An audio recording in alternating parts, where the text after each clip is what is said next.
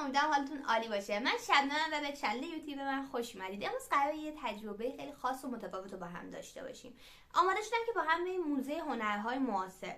حالا چرا اونجا؟ چون این روزا داره اونجا این نمایشگاهی برگزار میشه که من خیلی تعریفش توی اینستاگرام شنیدم و عکس و فیلمایی که ازش میومد خیلی به نظرم جای باحالی بود و یکی از دوستام چند وقت پیش رفته بود و بهم گفتش که آثار نقاشی مثل پیکاسو و ون گوگ هم اونجا هست. دیگه گفتم که حتما باید یه سر اونجا برم و اونجا رو ببینم، چون حالا نمیدونم آثار نقاش‌های معروف توی سطح جهان چقدر توی موزه های ایران وجود داره و ما چقدر فرصت اینو داریم که آثار یه همچین آدمای خفنی رو ببینیم و خب الان وقتی همچین فرصتی هست ما باید بریم و سریع ازش استفاده کنیم. واقعیتش اینه که من خیلی از هنر چیز سر در نمیارم، یعنی تا حالا هیچ وقت مثلا خیلی کلاس هنری به اون صورت نرفتم، کلاس خطاطی، کلاس نقاشی هیچ وقت نرفتم، کلاس تئاتر اینا میرفتم ولی کلاس هنری که مثلا نقاشی و این داستانا باشه نه. ولی همیشه هنر برای من چیز جذاب و باحالی بوده. چرا؟ چون که دیدن یا شنیدن یه اثر هنری، این میتونه یه نقاشی باشه، میتونه یه قطعه موسیقی باشه، بهت کمک میکنه که یه جرقه تو ذهن زده بشه و این جرقه‌ای که توی ذهن زده میشه باعث ایجاد ایده های جدید میشه، بهت کمک میکنه که ایده های جدید به ذهنت بیاد و تو آدم خلاق تری بشی و این خلاق تر شدن خیلی مهمه، چون که وقتی وارد دنیای بزرگسالی شدم فهمیدم که آدما اکثرا وارد یه روتین خسته کننده ای میشن و خلاقیت یا خلاق شدن واسه خیلی از آدما چیز جالبی نیست یا مثلا خیلی چیز مهمی نیست. ولی اگه تو توی هر شغلی، توی هر کاری آدم خلاق‌تر بشی، یه لول اپ توی زندگیت میکنی، یه لول اپ مخصوصا توی مسیر زندگی شغلیت میکنی، چون که آدمای خیلی کمی در این کار انجام میدن و توی نگاه متفاوتی به قضیه داری و برای بقیه آدما این قضیه جالبه. تو اگه یه برنامه‌نویس باشی و خلاق‌تر باشی، کدهای خلاقانه تری ارائه میدی. نه اگه نویسنده باشی، یه نویسنده خلاق باشی، نوشته‌هایی که داری نوشته‌های خلاقانه تریه و برای آدما جالب‌تر، چون تکراری نیست، کپی شده نیست. و کلا هر کار دیگه، اگه طراح باشی، هر شغلی که داشته باشی، اگه خلاقیت رو توی کارت اضافه کنی، متفاوت میشی از بقیه و این خیلی چیز جذاب و باحالی از نظر بقیه و باعث که تو بدون اینکه مثلا هیچ کار دیگه ای انجام بدی و فقط خلاقیت رو داری به کارت اضافه می‌کنی، آدم موفق تری بشی. و قراره که امروز با هم بریم بگردیم و من بهتون بگم که از چه تکنیکایی استفاده میکنم برای اینکه خلاق‌تر بشم و چه کارهایی رو دارم انجام میدم که این خلاقیت در من به وجود بیاد یا حتی خلاقیت رو پرورش بدم. و همین، اگه آماده اید بزنید بریم که قراره بلاگ خیلی باحال هنری تور رو با هم داشته باشیم.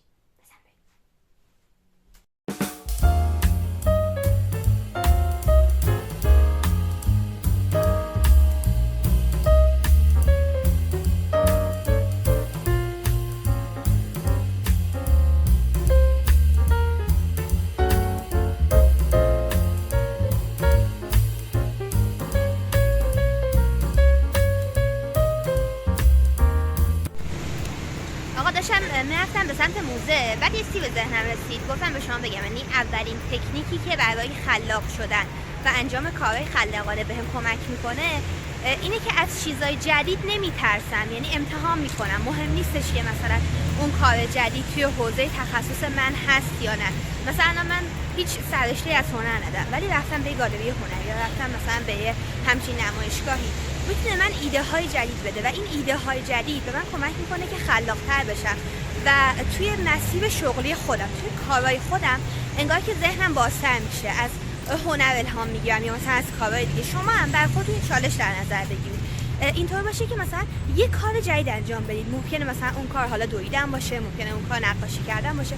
انجام یه کار جدید به شما کمک میکنه که ایده بگیرید و توی کاری که انجام میدید خلاق‌تر بشید. وقتی توی کاری که انجام میدید خلاق‌تر میشید، انگار که وارد یه لول جدیدی از اون فضای کاری میشید.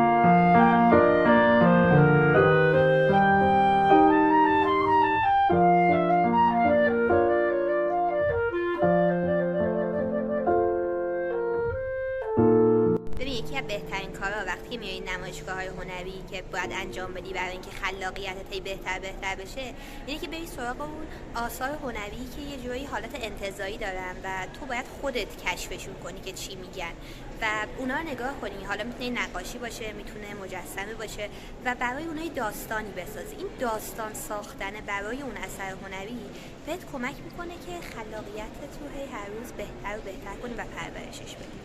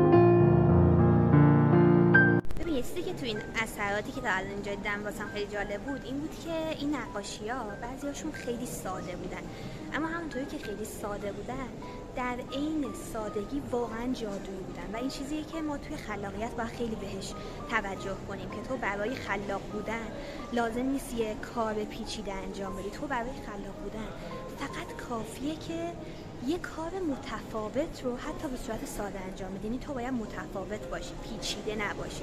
اگه بتونی ساده ترین کارها رو به متفاوت ترین حالت اجرا کنی، تو میشی همون آدم خلاقی که توی حوزه کاری داری کار می‌کنی. حالا این حوزه کاری میتونه برنامه‌نویسی باشه، میتونه طراحی باشه، میتونه آشپزی باشه، میتونه هر حوزه کاری باشه. ولی تو باید سعی کنی که یه کار ساده رو خیلی خلاقانه انجام بدی، خیلی متفاوت انجام بدی که بشه خلاقانه.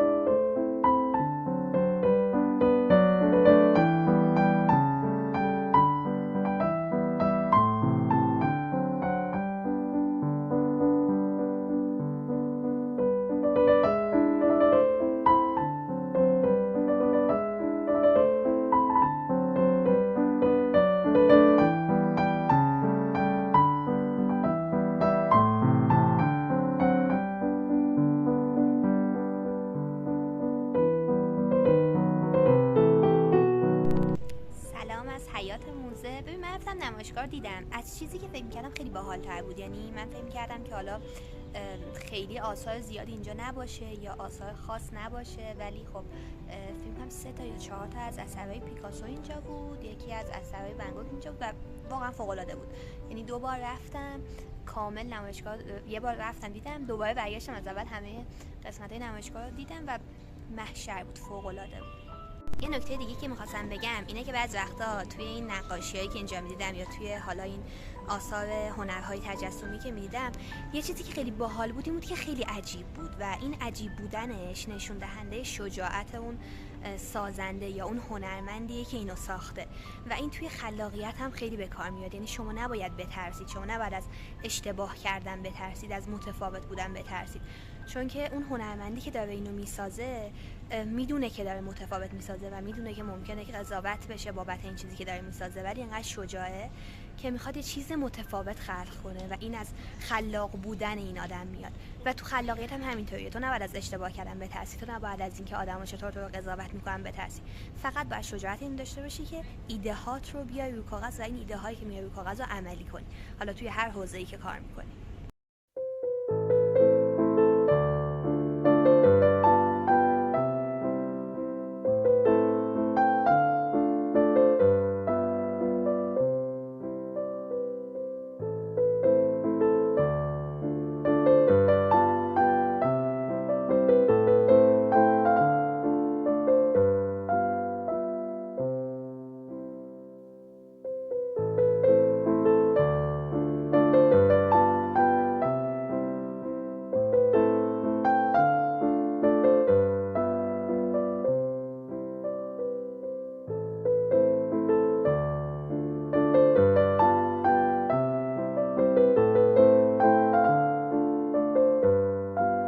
خب بچه‌ها، اینم از تجربه امروز. مرسی که تو این بلاگ هم با من بودید. چیزی که من از هنر یاد گرفتم اینه که خلاقیت یه سفر و یه مقصد نیست و شما باید این مهارت رو کسب کنید با تمرین کردن، نترسیدن، امتحان کردن چیزای جدید، ساده بودن، در عین حال متفاوت بودن.